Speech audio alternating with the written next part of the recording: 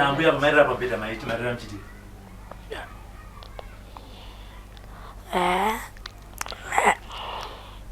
Papo manje manetsa. Kupatude. Nambuya chichaitika pambedha. Nda. Iyo ndo wega wakataura wega. Kuti chi? Nderera naye. Maira mchiti zvakataura nambuya pabhedha papo. Maprofita kwacho. Wera chande ata.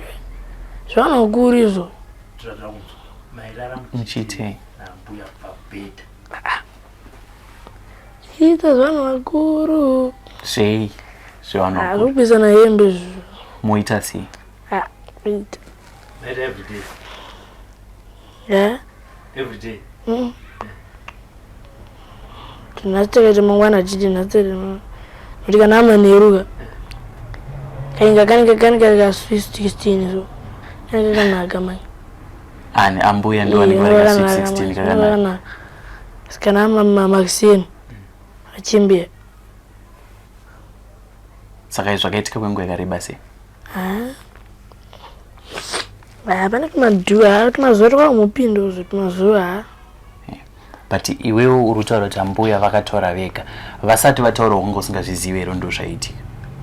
Ndezviziva.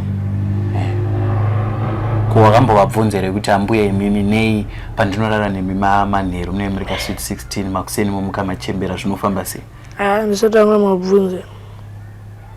Kana kuti iwewe zvanga zvakutokunakidzawo? Zvakanakidza. Ndinodoti hai mumira imi. But kawairamba uchidzokera sekutaura kungochita kuti maiti nhasi mukararamise mujamba mangwana achona muraramise. Chii chaita kuti urambe uchidzokera ikoko uchizondo zviri kuitika?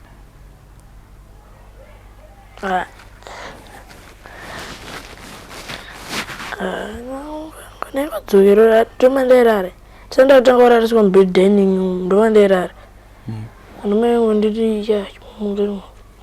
For these and more stories, tune into Zim News Bit TV with Robert Tapfumani.